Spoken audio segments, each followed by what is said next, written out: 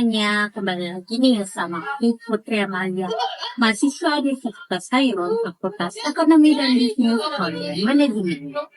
Nah, pembahasan kita pada video kali ini mengenai siklus laporan keuangan. Pembahasan kali ini bertepatan di Fakultas Ekonomi dan Bisnis Fakultas Hairul.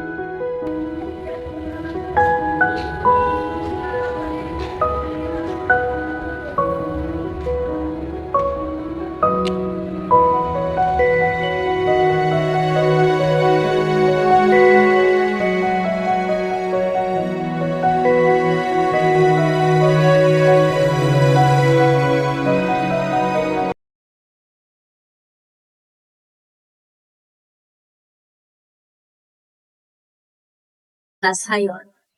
Sistematis pengumpulan, pengelolaan, dan penyajian data keuangan suatu perusahaan menjadi laporan keuangan yang relevan dan akurat. Laporan keuangan ini kemudian digunakan oleh berbagai pihak seperti manajemen, investor, kreditur, dan pemerintah untuk membuat keputusan bisnis. Mengapa siklus itu penting? Transparansi memberikan gambaran yang jelas kondisi keuangan perusahaan. Akuntabilitas menjamin bahwa perusahaan dikelola dengan baik dan bertanggung jawab. Pengambilan keputusan penyediaan informasi yang diperlukan untuk membuat keputusan bisnis yang strategis. Pengembangan bisnis membantu perusahaan mengidentifikasi peluang dan risiko bisnis. Tahapan utama dalam siklus penyusunan laporan keuangan secara umum. Siklus penyusunan laporan keuangan melalui beberapa tahapan utama, yaitu identifikasi transaksi, analisis transaksi, pencatatan dalam jurnal, postingan ke buku besar, neraca saldo, jurnal penyesuaian, neraca saldo setelah penyesuaian, dan laporan keuangan, serta jurnal penutup dan neraca saldo setelah penutup. Contoh laporan keuangan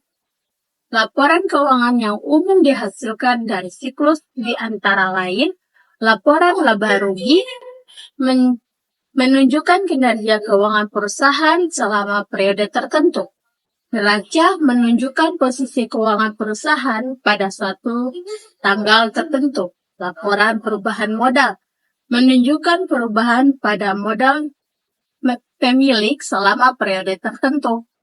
Laporan arus kas menunjukkan aliran masuk dan keluar kas selama periode tertentu. Manfaat memahami siklus penyelesaian laporan keuangan. Penggunaan laporan keuangan memahami bagaimana laporan keuangan disusun akan membantu dalam menginterpretasikan informasi yang disajikan. Manajemen memungkinkan manajemen untuk mengidentifikasikan area yang perlu perbaikan dan pembuatan keputusan bisnis yang lebih akurat. Akuntan membantu dalam melaksanakan tugasnya secara efektif dan efisien. Identifikasikan dan analisis transaksi siklus penyusunan laporan laba rugi. Identifikasi dan analisis transaksi merupakan langkah awal yang sangat krusial dalam proses penyusunan laporan laba rugi. Tahapan ini melibatkan pengenalan lain mengklasifikasikan dan evaluasi terhadap semua aktivitas bisnis yang berdampak pada pendapatan dan beban perusahaan dalam periode tertentu. Apa itu transaksi? Transaksi adalah setiap kejadian ekonomi yang mengakibatkan perubahan pada posisi keuangan suatu perusahaan. Dalam konteks laporan laba rugi, transaksi yang relevan adalah yang berkaitan dengan pendapatan, uang yang masuk, dan beban uang yang keluar. Tujuan identifikasi dan analisis transaksi, akurasi laporan memastikan bahwa semua transaksi yang relevan dicatat dengan benar dan lengkap. Klasifikasi yang tepat membedakan antara pendapatan dan beban, serta mengklasifikasikan ke dalam akun yang sesuai. Perhitungan laba rugi. Menghitung laba atau rugi bersih secara akurat dengan menjumlahkan seluruh pendapatan dan pengurangan total beban.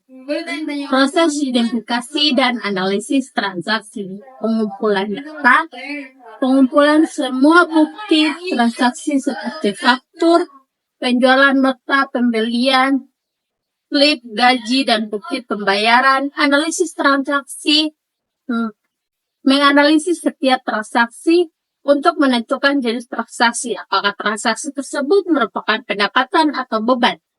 Akun yang terpengaruh, akun mana yang akan didebitkan dan dikredit. Jumlah uang, berapa jumlah uang yang terlibat dalam transaksi. Periode akun, pada periode akuntansi, mana transaksi tersebut terjadi. Contoh transaksi yang mempengaruhi laporan laba rugi. Pendapatan penjualan barang atau jasa, pendapatan bunga, pendapatan sewa.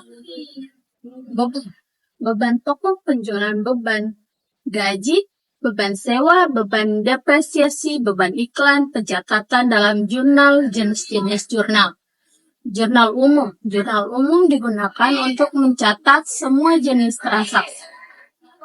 Jurnal khusus, jurnal yang digunakan untuk mencatat jenis transaksi tertentu seperti jurnal penjualan, jurnal pembelian, jurnal kas, dan sebagainya.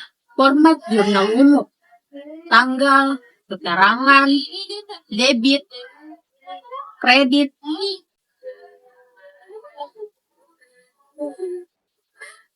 tanggal terjadinya transaksi, keterangan deskripsi singkat tentang transaksi. Debit, jumlah yang dibebankan di suatu akun.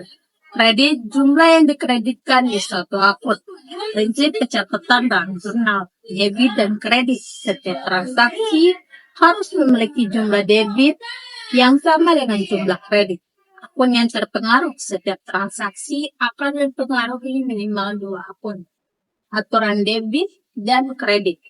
Aset debit untuk membahas, kredit untuk mengurang. Utang debit untuk mengurang, kredit untuk menambah. Modal debit untuk pengurangan, kredit untuk penambahan. Pendapatan debit untuk pengurangan, kredit untuk penambahan. Beban debit untuk menambahkan, kredit untuk pengurangan. Pencatatan dalam jurnal merupakan langkah awal yang sangat penting dalam siklus akuntansi.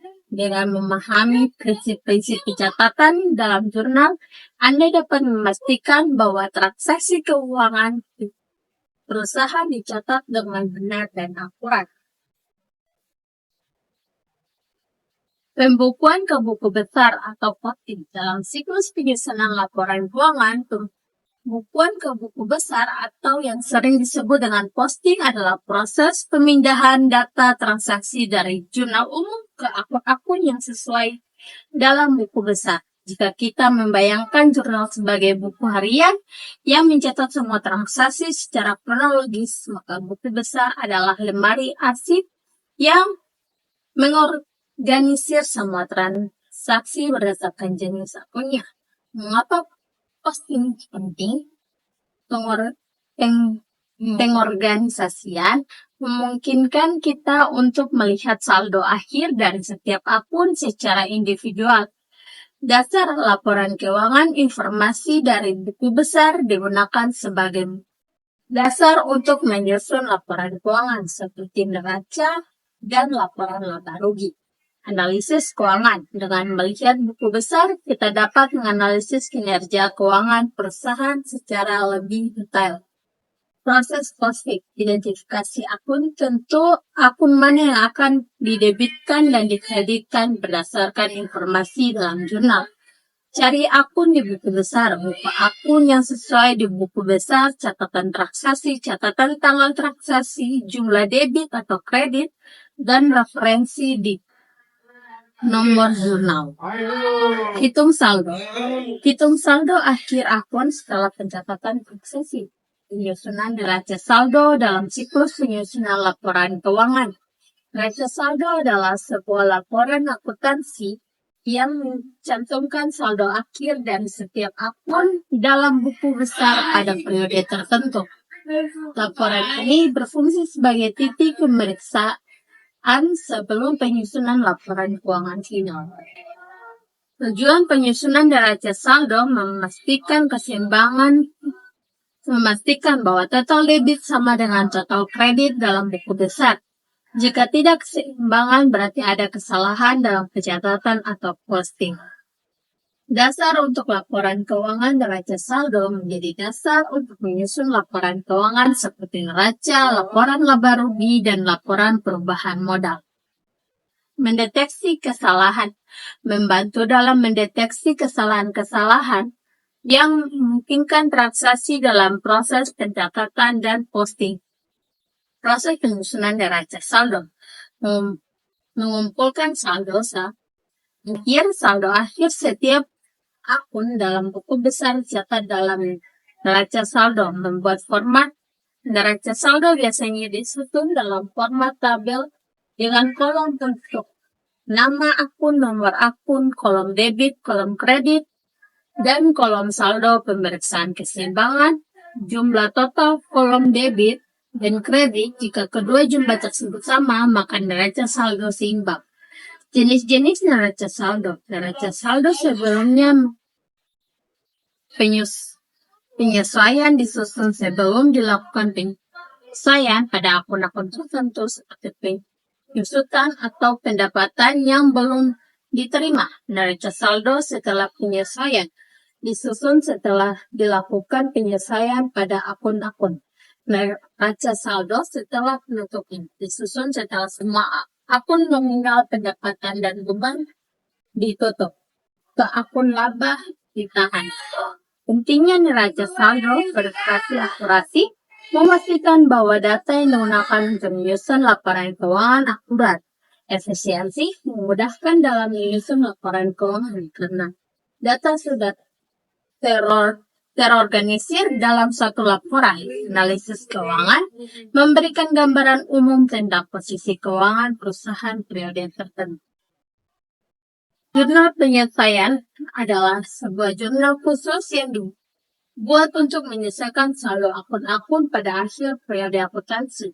Menyelesaikan ini diperlukan karena sering ada transaksi atau kondisi yang belum sepenuhnya dicatat atau diakui pada saat transaksi terjadi. Tujuan utama dari jurnal penyelesaian adalah untuk memastikan bahwa laporan keuangan yang disusun memberikan gambaran yang akurat mengenai posisi keuangan perusahaan pada akhir periode. Mengapa jurnal penyelesaian dibutuhkan? Prinsip akuntansi akrual. Prinsip akuntansi akrual mengharuskan pendapatan diakui pada aset dihasilkan dan beban diakui pada saat digunakan terlepas dari kapan kas diterima atau dibayar.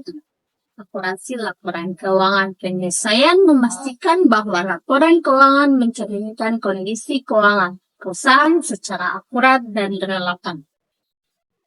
Kesesuaian dengan standar akuntansi, penyelesaian diperlukan untuk memenuhi persyaratan yang ditetapkan dalam standar akuntansi. Jenis-jenis penyelesaian yang umum dilakukan: pendapatan yang belum diterima, pendapatan yang telah dihasilkan tetapi belum diterima kasnya, beban yang masih harus dibayar, beban yang telah terjadi tetapi belum dibayar, penyusutan alokasi biaya aset tetapi secara sistematis selama umur manfaatnya.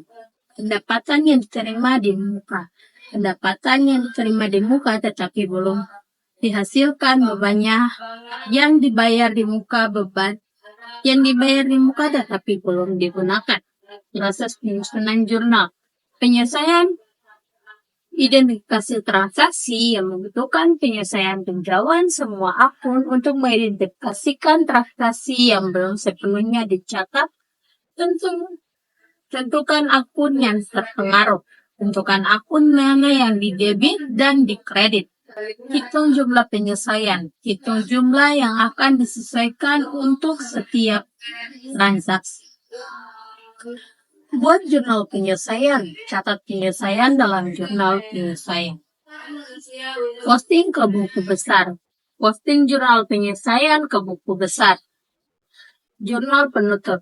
Dalam siklus penyusunan laporan keuangan, jurnal penutup merupakan langkah akhir dalam siklus akuntansi yang bertujuan untuk menutup semua akun nominal, pendapatan, beban, dan akun penyelesaian, dan mentransfer saldo ke akun laba ditahan. Tujuan utama dari jurnal penutup adalah untuk mempersiapkan buku besar agar siap digunakan kembali pada periode akuntansi berikutnya. Mengapa jurnal penutup dibutuhkan? Untuk mempersiapkan buku besar setelah semua transaksi periode berjalan dicatat dan diselesaikan. Akun-akun nominal harus disiapkan untuk periode berikutnya. Menghitung laba rugi. Melalui jurnal penutup, kita dapat menghitung laba atau rugi salah satu periode dan mentransfer ke akun laba ditahan. Menyajikan laporan keuangan yang akurat. Jurnal penutup memastikan bahwa laporan keuangan yang disusun memberikan gambaran yang akurat tentang kinerja keuangan perusahaan. Proses penutupan buku. Menutup akun pendapatan saldo, akun pendapatan ditransfer ke akun laba rugi. Menutup akun beban saldo, akun beban transfer ke akun laba rugi. Menutup akun laba rugi, saldo akun laba rugi transfer ke akun laba ditahan jika pendapatan laba atau dari akun laba ditahan jika terdapat rugi. Penutupan akun penyelesaian. Saldo penyelesaian telah dimasukkan ke dalam akuntan terkait sebelum neraca saldo setelah penutup dasar untuk periode akuntansi baru. Neraca saldo setelah penutup adalah sebuah laporan akuntansi yang dibutuhkan setelah semua akun nominal, pendapatan, beban, dan akun penyelesaian ditutup dan pada akhirnya periode akuntansi. Laporan ini berisi saldo akhir dari semua akun real, aset, utang, dan modal yang akan menjadi saldo awal untuk periode akuntansi berikutnya. Tujuan neraca saldo setelah penutup. Memastikan keseimbangan, memastikan bahwa total debit sama dengan kredit. Setelah semua penutup dilakukan menjadi titik awal periode baru, saldo dalam neraca saldo setelah penutup akan menjadi saldo awal untuk periode berikutnya. Verifikasi akuransi membantu dalam memverifikasi apakah semua transaksi telah dicatat dan diposting dengan benar. Perbedaan neraca saldo setelah penutup dengan neraca saldo sebelum penutup.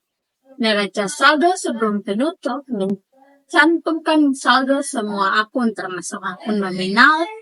Neraca saldo setelah penutup hanya mencantumkan saldo akun real. Akun nominal sudah ditutup dan saldonya dipindahkan ke akun laba ditahan.